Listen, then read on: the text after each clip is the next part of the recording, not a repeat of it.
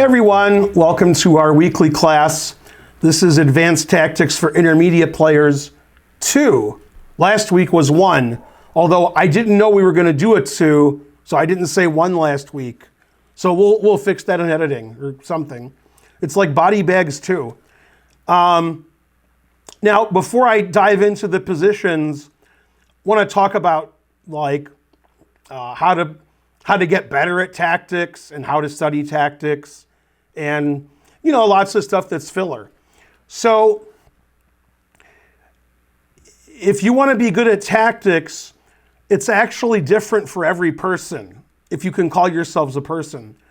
So it could be if you see tactics in a book, like an actual book, if you know what that is, it's the internet on trees, then that might be for you. It could be you have to see the same tactic 20 times before you remember it.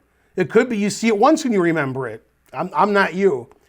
And in fact, I don't know how I learned tactics. I just think because I've played so many chess games and I've seen so many chess games and I've used every medium. Like when I was a kid, I had books. I played a lot of tournaments. And as an adult, I've played a lot online. Not so much books anymore, but I've played thousands and thousands and thousands of chess games. So if a tactic exists, I've already seen it. Whether I remember it is a different story. But typically, if I've seen something dozens of times, I remember it. And to get good at tactics, I think for most people, you have to see the tactic in different positions so that it makes sense to you. If it's always the exact same position, you're only going to know that position. You have to be able to apply the tactic at hand to the position at hand. And that's actually the most difficult thing for people to do. Anyway, I want to thank our sponsor, Patrick Wheeler. He sponsors most of our lectures. He sponsored the last week's number 1 and this one's number 2. Hopefully you don't think of it as number 2. Okay, now the first tactic I want to talk about actually will encompass several positions, but it's the same tactic to me. You might not agree. You might say, that doesn't remind me of that. That would be unfortunate. But you want tactics to go from one position to the next position to the next position, regardless of what color you have or what opening you have and so forth. So what I've done is I have some tactics in the opening, some in the middle game, and some in the ending. And I have a lot of different tactics. And in some games, I have more than one tactic. Okay, the first tactic I want to talk about is, it's either called removing the guard or attraction. In fact, it could be called something else. But the idea is piece 1 is defending piece 2, and you make piece 1 move away from piece 2. Then piece 2 is not defended. This is very common. And in fact, a way to get strong at tactics is to realize that you don't want your pieces attacked by other pieces, notwithstanding the fact that they're defended. It's still risky. So it's better just to not have your pieces attacked. In this position, which you've seen before, nobody's attacking anything, so you're not going to make a tactical mistake. And you might think, well, he's attacking my knight, but it's defended 3 times, so I'm not worried about that. You should still worry about it if it's attacked. Okay, so let's get to, there's a couple of positions I wanted to look at from this vantage point. Okay, first, we'll look at c5, then we'll go back to move 1. And this is the Smith-Morra. Some people in Europe call it the Morra. They ignore Smith. Okay, and in this position, black can make a mistake which doesn't lose the game, but the way I have it set up, it will lose the game because we're trying to learn the tactics. And black plays knight f6. Okay, so tactic number 1, and I've discussed this many times on my stream to my private students. When I was in Charlotte the last 3 days, I discussed it. And I discuss it a lot because it happens a lot. And tactics that happen often, those are the ones you should know best. when white has a pawn on e4 and black has a knight on f6, which happens in, I don't know, 25% of games maybe, then you always have to look out for e5. It turns out e5 is a good move.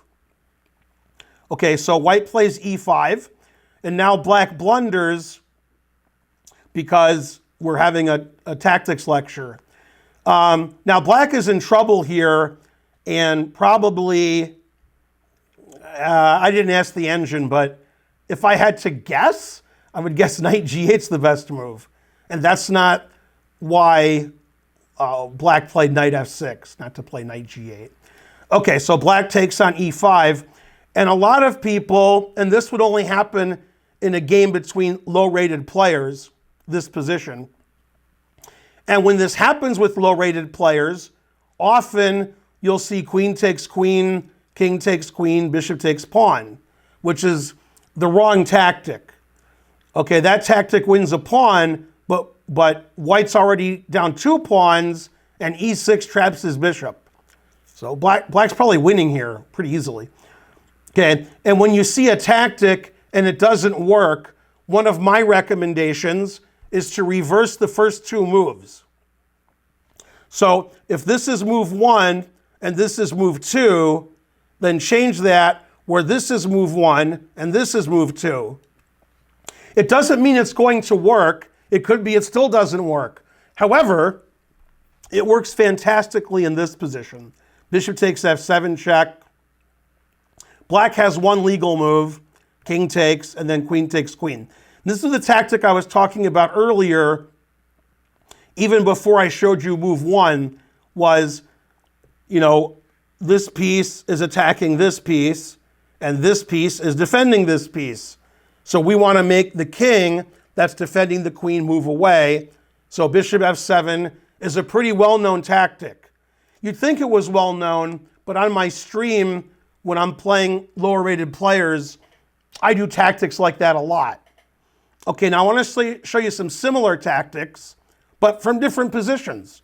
But I consider it the same tactic. Okay, and that's the move e5. And this is something I've never done in a tournament game, like over the board, but I've done it at least 30 times on my stream. And so typically my opponents are rated like 800 to 1500, which I would say more than half the people on chess.com, their blitz rating is between 800 and 1500. That would be my guess. And that's sort of who this lecture is for. If you're an intermediate player and you're blundering tactics occasionally, or in many cases more than occasionally, then you'll want to learn your tactics better, and this video should help. So bishop c4, I play this a lot online. Knight f6, best move. d4. Now,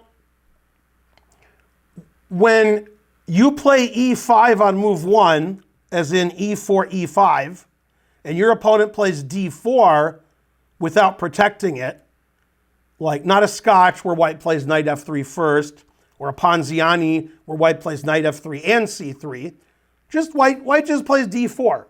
Could do it on move 2, could do it on move 3. Okay, the reason you played e5 was to stop d4 by taking it. So if 2 grandmasters are playing, black is going to play e takes d4, basically every time. If a grandmaster didn't do that, that would be weird. Okay, because knight takes e4 has a bad reputation. But the reason you're playing e5 is so if they play d4 or f4, you could take it. Okay, and a lot of my opponents don't take it. I mean, when I say a lot, probably more than half when I play on stream. And these are intermediate players. They play the move d6. This is very common. Okay, and then I take, and they take. And again, I can play either move order, and it's about the same, but this better move order is to play bishop f7 check. This is the exact same trick, except it's completely different. The position's different, and the way it works is different. So now, most of my opponents didn't see bishop takes f7 check, and by most of my opponents, I mean all of them. Because if you saw bishop takes f7 check, you wouldn't play this with black. Okay, now here my opponents get confused. And most of them play king e7, which is fine. And then my bishop's hanging, so I trade queens. And white's a pawn up, and white has a better pawn structure. So if two engines are playing, then white's going to win. White's already winning.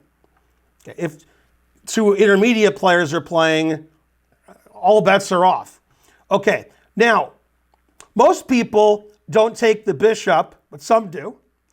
And I would say, in my practice, this might be different for you, your mileage may vary. When I play the move queen takes queen, about 80% of my opponents just play some silly move here and I win. I'm up a queen.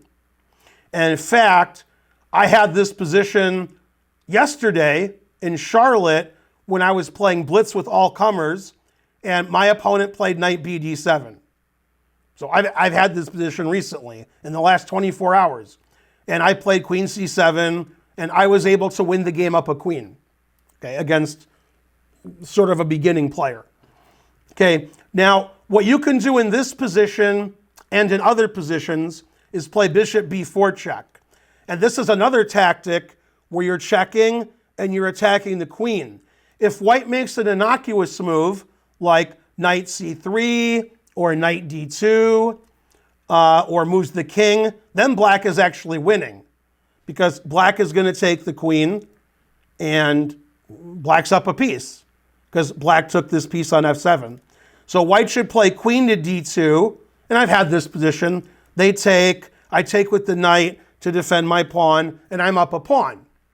But it's funny when people play king takes bishop and they don't see bishop b4 check, so I win a whole queen. If that was the case, if they didn't see bishop b4 check and they still don't after I take their queen, they should definitely play king e7. There's a lot of different tactics there, and sometimes people don't see any of them. It's unfortunate. Okay, now, the old main line, very old, from 150 years ago, of the Danish gambit. I had a senior moment there. I couldn't remember the name of the Danish gambit. I like to call it the vegan Danish gambit, but it's very rare.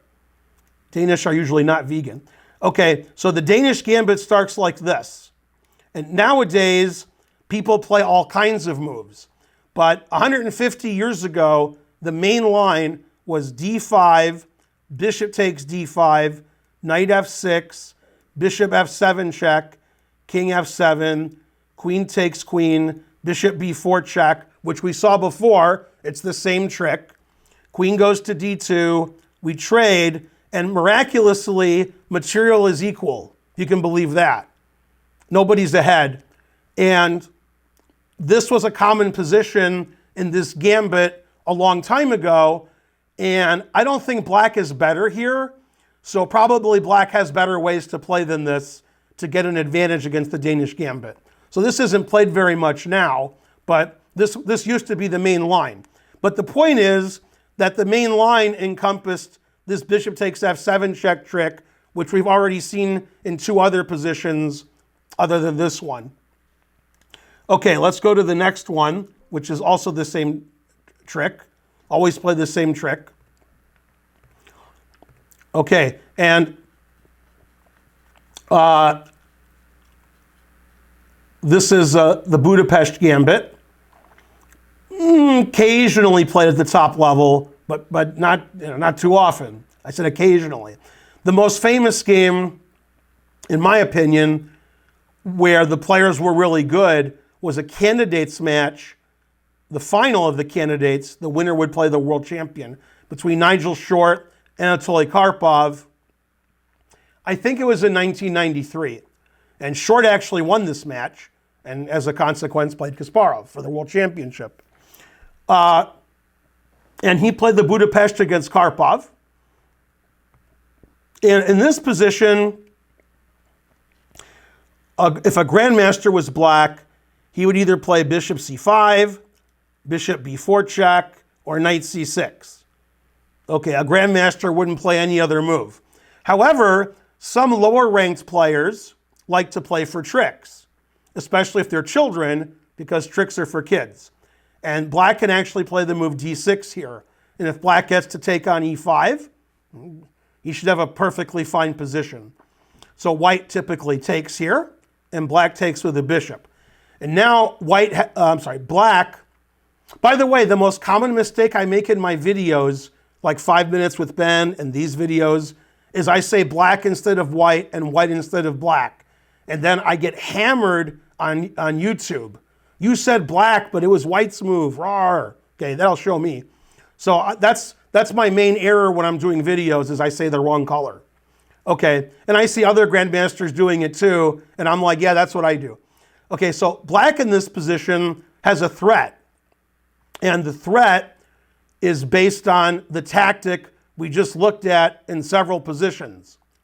But it's a different kind of position, so you may not recognize it. So the move that accentuates the good move for black is the move h3. However, another common move is g3, which also falls for the same tactic.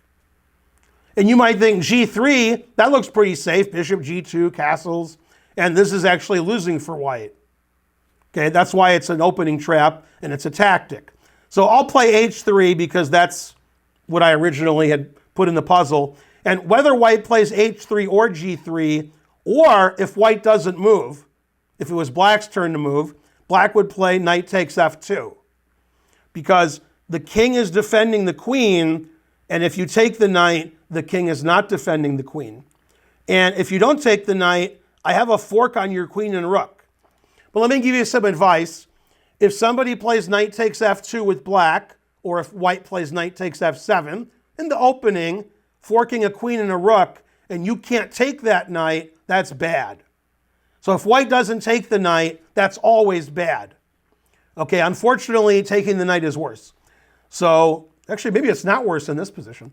So we take the knight, now we play bishop g3 check, and you may have your hand up at home, but nobody's going to call on you, because you're watching YouTube, I can't see what you're doing. Okay, you're like, wait a minute, why doesn't bishop c5 check also win the queen? And the answer is, it doesn't. Bishop g3 check wins the queen because it defends the e1 square. King e1 is illegal. I can't play it. And when I take the bishop, black takes the queen. And if I play bishop c5 check, thinking it's the same thing, then white plays king e1. And now black still wins by playing bishop f2 check, which I find very funny. You may not find it as funny. So actually, bishop c5 check probably doesn't work because of knight d4. And I would say black is strategically winning, but he's not winning a queen. After here, I could play e3, and if you take, I could play king e2. And okay, black's going to win a pawn, but I'd rather win a queen. That's my opinion. Okay, so there's a lot of tactics here, but bishop g3 check, that's the winning tactic. Question? Yes, I have a question. After knight takes f2, can I play queen d4 check? Queen d4 is not check, but you meant queen a4 check. Queen a4 check. I thought I said queen d4. It's been a long day. Yeah, but bishop d7, and that's the horizon effect. Yeah, but I mean, then I can at least maybe save my queen. You can. You can always save your queen by moving your queen anywhere. And then I would play knight takes rook. That's bad. You can't lose your rook. So one way you lose your queen for 2 pieces, the other way you lose a rook for nothing, and your king is exposed. Probably better to lose a queen for 2 pieces. But either way loses. You can't let somebody play knight takes rook in the opening. Okay, you can't say, well, that's better than losing your queen. I mean, it's better to lose $10 million in the stock market than $20 million, but don't do either one. I recommend don't do that. Okay? I just saw a Seinfeld episode where, Jerry lost like $2,500 in the stock market. Terrible. Okay. What's funny is in real life, he's worth almost $1 billion, but in the show, he wasn't very rich. Okay, so this would be very bad for white. Also bad for white is g3, because this is the same thing, except black gets another pawn, even extra. Okay, so you might be asking, what should white do? I'm not here to tell you how to stop tactics. I'm here to show you tactics. But all right, I'll show you. Many moves white can play would prevent this knight takes f2 trick. One is to play knight c3. Now your queen is protected. So that doesn't work. The other is to block the queen from the other queen. So I could play bishop d2 or knight d2, and then you can't win my queen because you can't take it. The other is to move your queen, queen c2. So white has like 6 or 7 moves that stop knight takes f2, but the first step in stopping a tactic is seeing it. If you don't see the tactic, then your opponent plays knight takes f2 and beats you. You make some claim, I've never seen that, and it's not true. You have seen it. You've seen people taking on f2 and f7, and your king moves away from your queen. Then you lose your queen. You've seen it. It's just this is a different position, and this is slightly more complicated, but it's based on the same tactic. Okay, and this is the same tactic also, but again, it's a different position. This is the Albin counter gambit, and for those of you who are watching on YouTube, I would say this is the one you most likely have already seen, either in my videos or somebody else's. And maybe you even saw it before you watched chess videos. Maybe you saw it in a book, maybe your friend showed you, because this is a pretty famous trap, but it's based on the same idea. Okay, this is the Albin counter. Grandmasters don't play e3 because of this trap. So nobody plays e3. When I say nobody, I mean nobody who's a master or better. If they're under master, then all bets are off. Okay, knight f3 is the most common move, and some people play a3. And occasionally somebody plays e4, which is also playable. Okay, so e3, which is a mistake, bishop b4 check. And now white blunders. White has a worse position if he just plays f takes e3. White's pawn structure is terrible. Maybe the engine would even say it's equal, but it's more fun to have black. Okay, but we're not here to look at boring positions that are equal. We're here to look at tactics. So bishop takes b4, and this is a famous tactic that's been known for over 130 years. E takes f2 check. This is the same tactic. This is the king is attacked by a pawn on f2 instead of a bishop or a knight, and the king is defending the queen. So if king takes pawn, then we take the queen. Okay, so a better player wouldn't take the pawn on f2. They would play king e2. And when I show this position to students, unfortunately for me, most of them say bishop g4 check wins the queen. Okay, and then I point out the move knight f3, and they go, oh, okay, now white's a piece up. So white's winning. Okay, you have to see your opponent's defenses.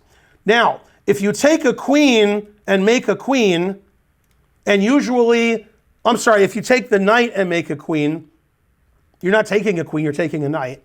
Now white doesn't take the queen on g1, white takes the queen on d8 and takes the queen on g1, and this is equal material. So nobody's winning. Okay, so black has the brilliant move, taking the knight and making a knight.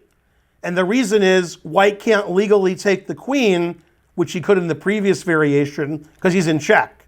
And if you take the knight, now bishop g4 check does win the queen. So white actually has to play king e1. And in tournament play, I actually had this position once with black when I was a little kid playing in the K5 championship in my state. I was in like 3rd grade or something. And I played queen h4 check, which is the right move. And if g3, queen e4 check is another tactic that wins the rook. So my opponent played king d2, and black's up a piece, and white's king is running around. So the engine says something like +6 for black or +7. And I ended up winning the game. And usually you win when your opponent falls into an opening trap and doesn't know it, and then starts running their king around. Okay, but the point isn't that promoting to a knight, which is beautiful, which keeps you interested, keeps you intrigued. The point is, this is the same tactic. The pawn is attacking the king, and the king is defending the queen, so white is in trouble. Okay, and that could happen with a knight on f2, a bishop on f2, a pawn on f2, and also white can do it. White can play bishop f7 check, as we saw in the first position.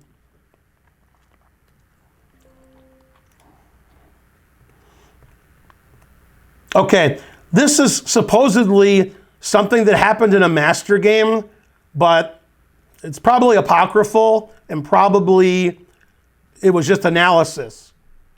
Okay, in this position, black played e5. First of all, knight d2 is a strange move. You're not going to face that very often. e5 is a strange move. Takes knight g4. Now in this position, black actually doesn't have a winning threat. White has to make a blunder here to lose, and white decided to blunder. In this position, white should play something like knight f3, defending his pawn and developing a piece. Okay, but a funny line, which I don't believe happened, but depends what book you read and who you believe. White played the move h3, assuming black would play knight takes e5. Although, I still wouldn't play h3. Why am I forcing knight takes e5? Black wants to play knight takes e5. But h3 is a blunder, and now black is winning. And the reason h3 is a blunder is it weakens the dark squares. This pawn was defending the dark square, and now it's not. So if we could open up this diagonal, then queen h4 would be mate. Conversely, if the pawn's on h2, queen h4 is never mate, because I can play g3. Okay, but after h3, now black has a winning move. And that winning move, surprisingly, especially if you don't see it, is knight e3. This wins the queen because the queen is trapped. And you might say, that doesn't win the queen, I just take it. Okay, and triple pawns are 3 times as good. Now black plays queen h4 check, and it leads to checkmate. Again, if white's pawn was on h2, this wouldn't be a problem. White could play g3, and the pawn on h2 is defending the pawn. So it's only because of h3 that knight e3 wins. And usually with the white pieces, we don't want to lose our queen on move 4. I mean, sometimes we do, but not usually. Okay, and supposedly this happened, but I don't believe any of that because I don't believe anything. I think this was just analysis. Like, hey, h3 loses the knight e3. That's pretty funny. Okay, and basically, h3 is like, f3, which you should never play, also loses to knight e3. I'm not sure if that's a tactic or white is just bad at chess. But h3, I could easily see somebody missing knight e3. Easy, especially in a blitz game.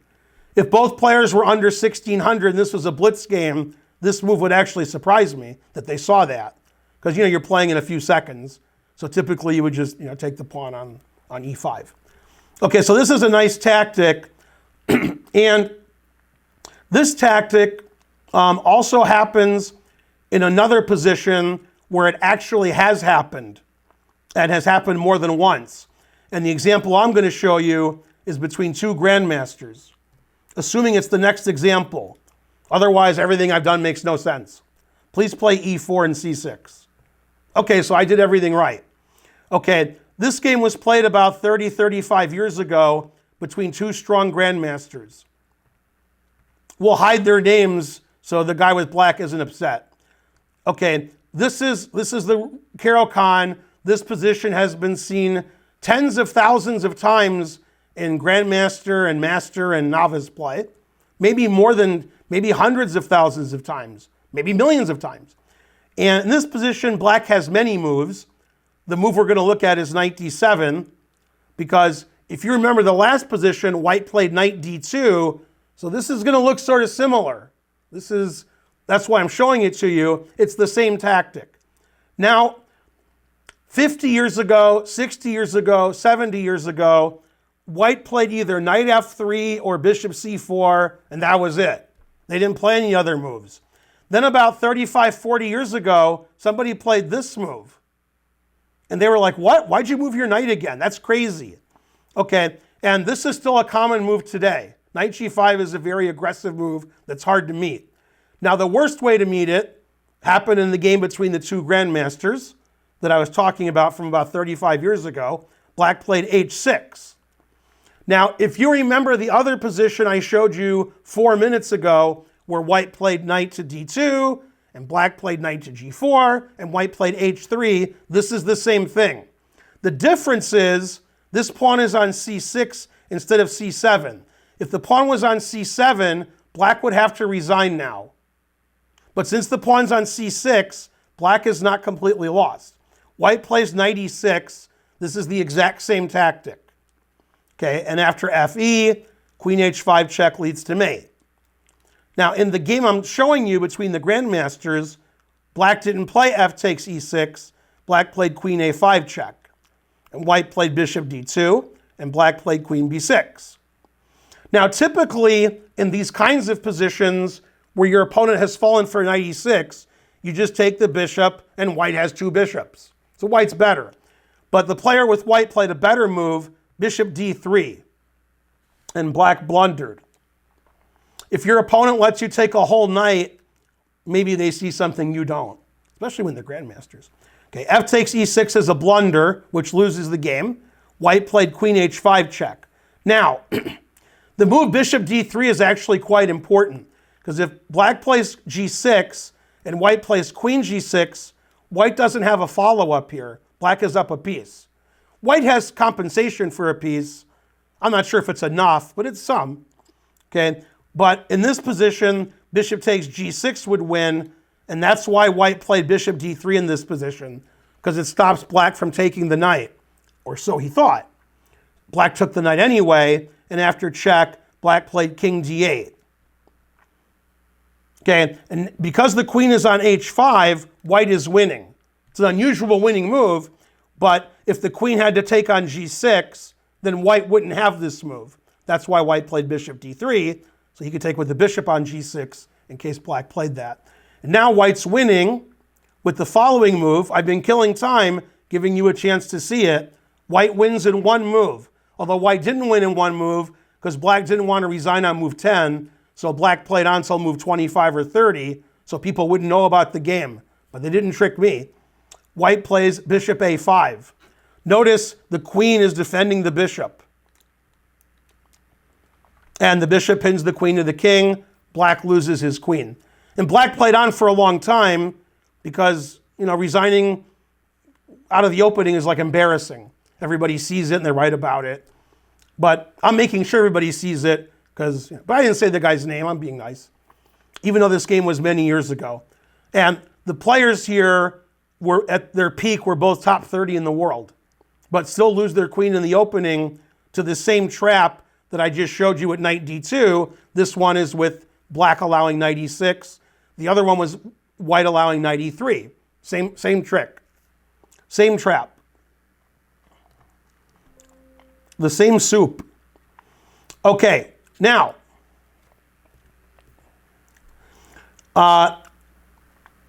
this position, should I flip the board? No, I'm not going to flip the board.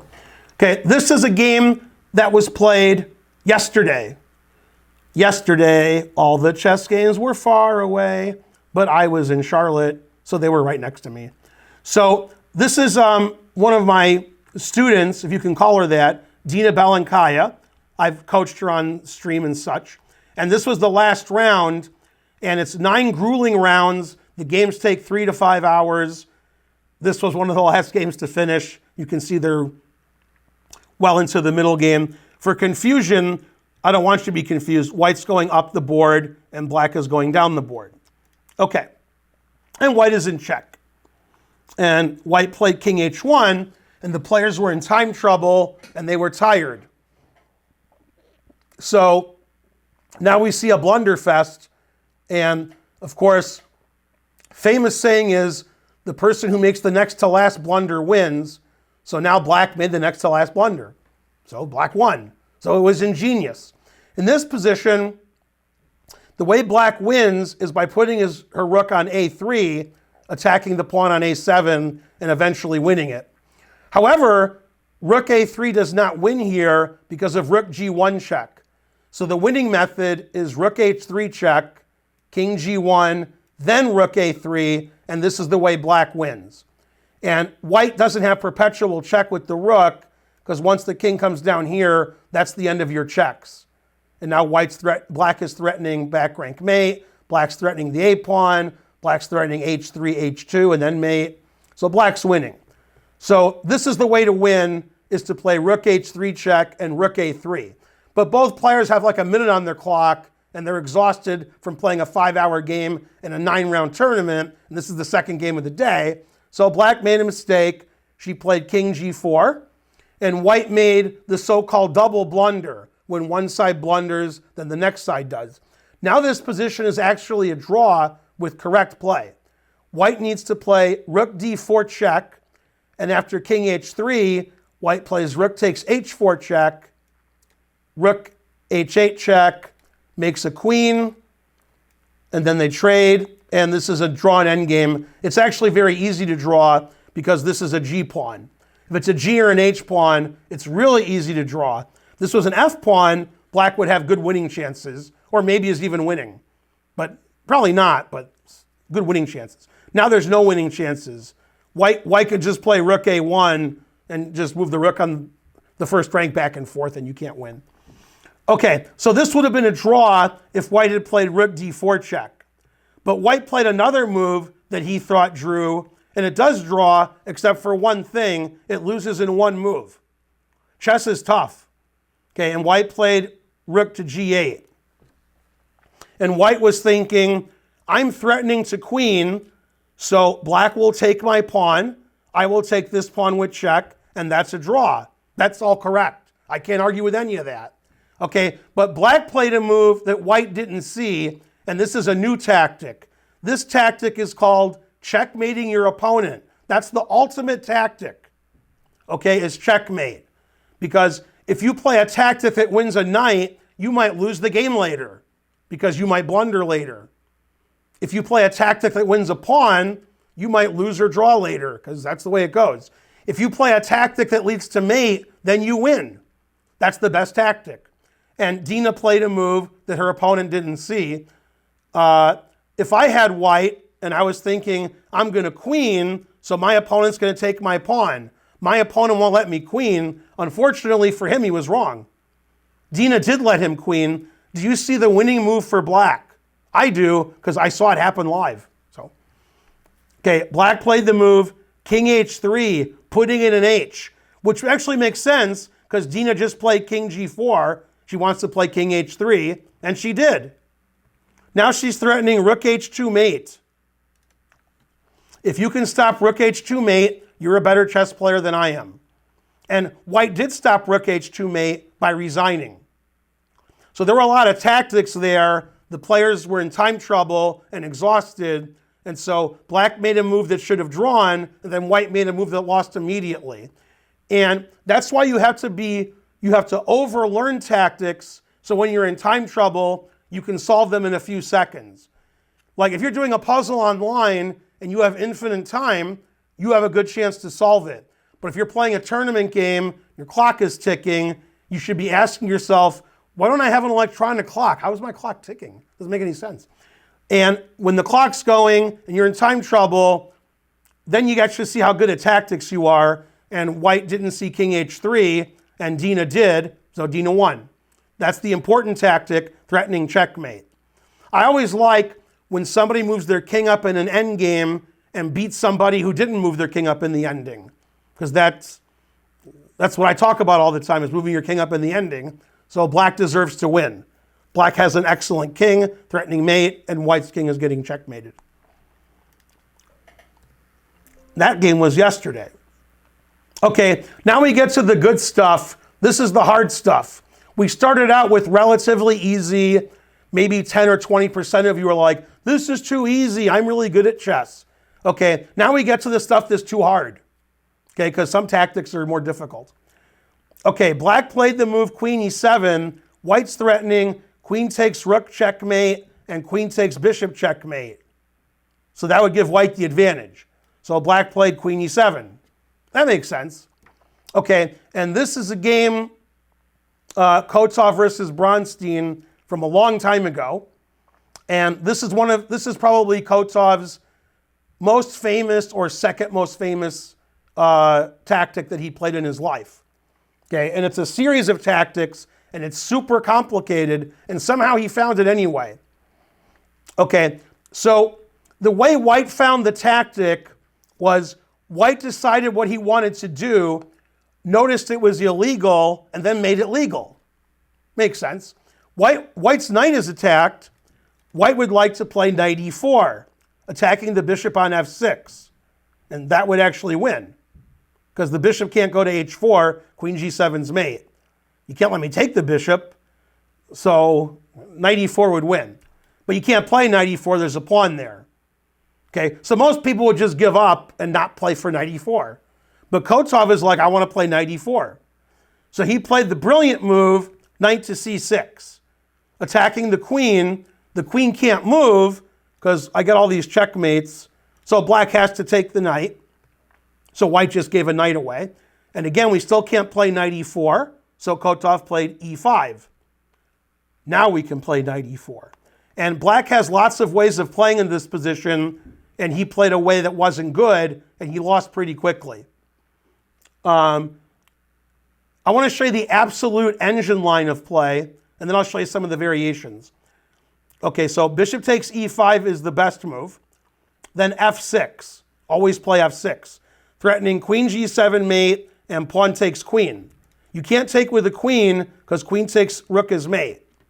So you take with the bishop, bishop d3, threatening queen takes h7 mate. For some of you, that's unstoppable. But for an engine, it's stoppable. You play bishop g5 check, and then you move the f pawn, defending h7 vertically. Okay, now material is black is up a couple pawns. White plays rook g3. Now white has a big threat, and the engine says white is close to winning here if black defends perfectly. If black doesn't defend perfectly and says thank you for the free knight, it's not as free as you thought, because another tactic, overworked. The queen has been overworked this whole puzzle. Now it's overworked another way. It's defending h7 and f8. I think of all the tactics that aren't simple forks, overworked pieces is the next most common tactic in tournament chess. Bishop takes h7, white's completely winning. Because if you play queen takes h7, then queen takes rook is going to be mate. And now you have queen takes queen mate, and you have rook h3 mate, which is cooler. So you might want to play that because it's more cool. Okay. So that's what black could have played. And then in this position, black just doesn't take the knight, but plays some defensive move, like rook f7. And the engine says white's doing great. Double rooks on the g file, and white has a very strong attack.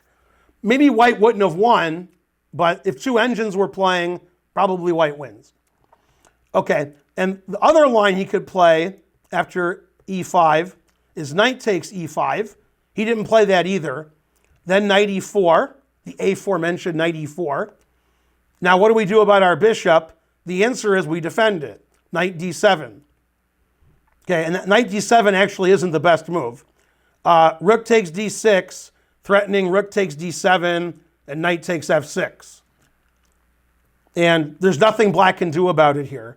Black is actually losing here because rook takes d7 is my next move, then knight takes f6, and black's going to get checkmated with all of white's pieces checkmating him. Okay, so black should play knight to g6, knight takes, queen takes, pawn takes. We have to take with the f pawn because our rook is hanging. You might have said, wait a minute, why couldn't I take the rook last move? Because the knight was defending it. So we play queen g7, that's actually better than fg, and the engine says white has a big advantage in this endgame. We don't want to play king takes because rook d4 and rook h4 is checkmate. We want to use the pawn as a shield, so we play king h8, possibly a wooden shield, what do I know?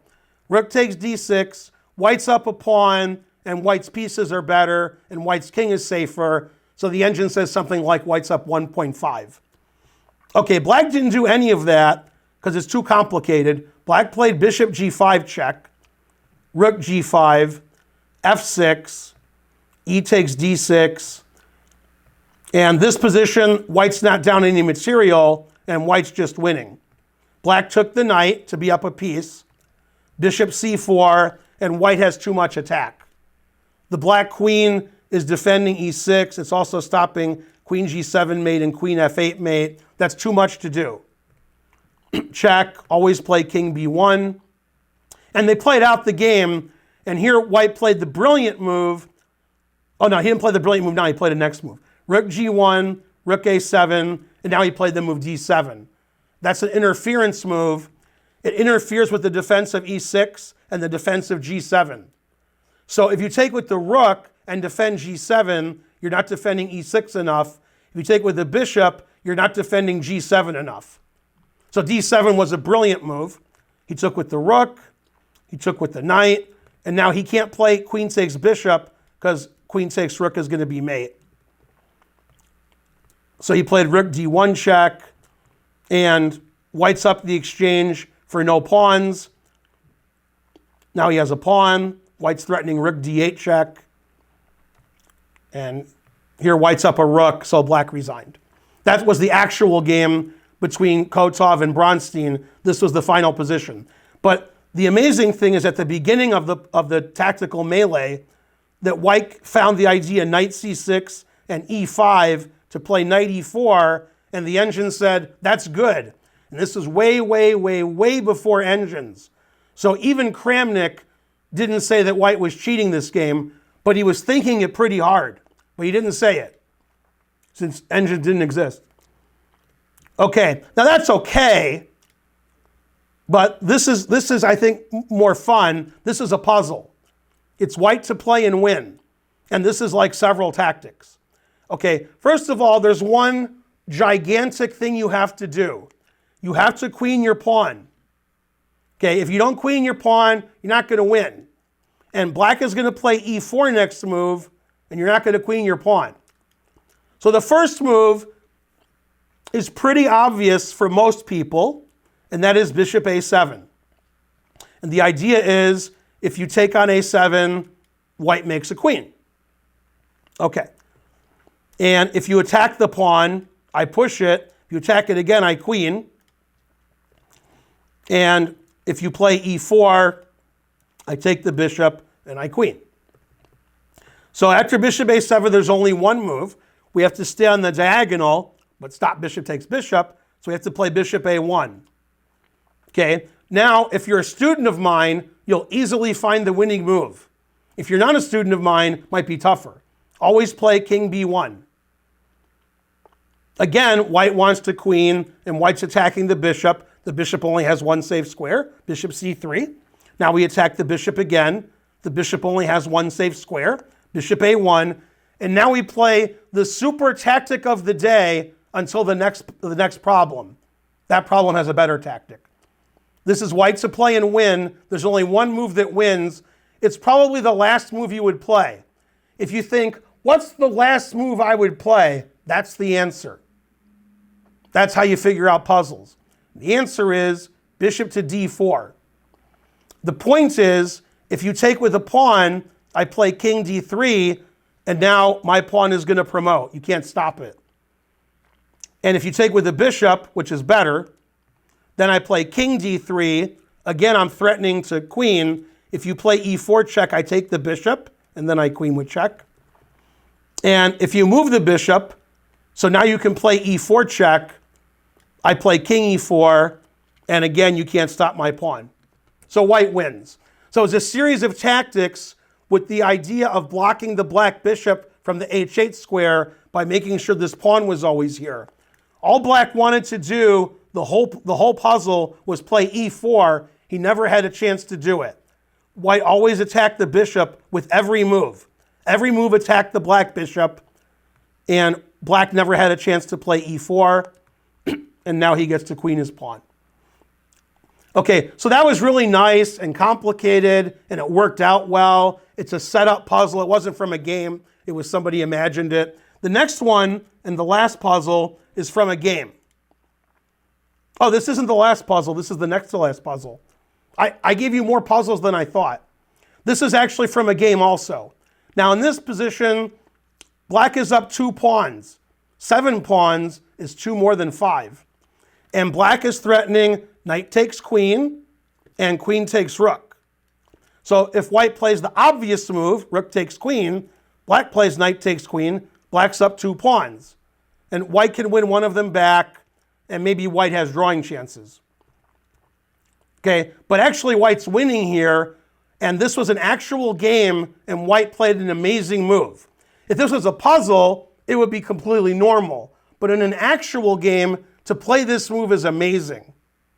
Okay, and he played, again, the last move you would think of, queen h8 check. That move actually wins. And the reason is, after king takes rook takes, the king is on h8, right where we want it, because the knight is trapped. The knight has to go to d4. If we attack the bishop goes to e3, and the knight really is trapped now.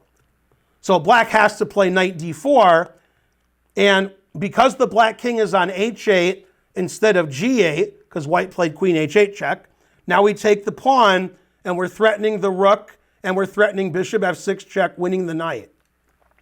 Now that's all nice, and if that was a puzzle, that would be a pretty cool puzzle. But it was an actual game, and in the game, white found the move queen h8 check. That's amazing. That's incredible. I've never played a move like that. And then in this position, white's winning. And it seems like black missed that. That's very reasonable to miss that. Who's going to see that? And now white has a winning endgame, and white ended up winning. Okay, and the move of the century, it was a slow century, although it was last century, is from my good friend Georg Meier. He had the white pieces, and he was playing another German in a tournament in Germany. And white has a winning strategical position here. I mean, black's position is terrible. White's all over black. But white played the most amazing move I've seen in a tournament game. More amazing than queen h8 check. We just saw. Unbelievable. And when I first saw the move, I was like, wow. And then, every second or two, I understood more and more until I'm like, yeah, okay. Okay, unfortunately, the person who's joining the class is doing it an hour late. So that's why they missed the class. That's too bad. Okay, anyway, the move that white played is queen c7. That's the first move you were thinking of. And this is definitely removing the defender kind of tactic. Okay, black is defending e8 and d5. And unfortunately, any move that black makes undefends one of those squares, so black actually resigned here. So if you take with a queen, rook e8 is checkmate. Okay, that's checkmate. That's the easy variation. If you take with the rook on c8, it's the exact same thing.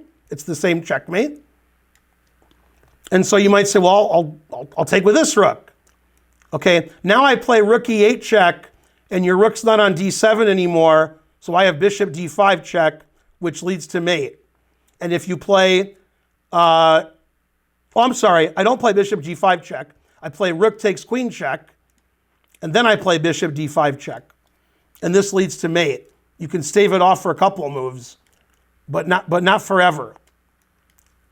And queen c7 was actually played in a tournament by the player with the white pieces, Georg Meier. He used to be German, now he plays for Uruguay. Queen c7 and black resigned. That's a very nice final move. What's funny is white is actually threatening queen takes bishop, because the rook, it's sort of like the rook moving to c7, it moves to b7, and we have the same checkmate. So queen c7, that was the move of the century in my opinion, and it was actually played, and it's not a puzzle, this was an actual game. So those kind of tactics, where you're removing the defender and you're displacing your opponent's pieces, it's not easy to see, but for somebody who's seen a lot of tactics before, Grandmaster Meier, he was able to figure it out. And obviously, if you're able to play such a move, then you have to play it. I want to thank our sponsor again for sponsoring so many lectures, Patrick Wheeler.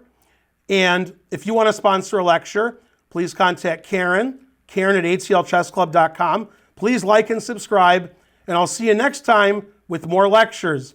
Bye, everybody.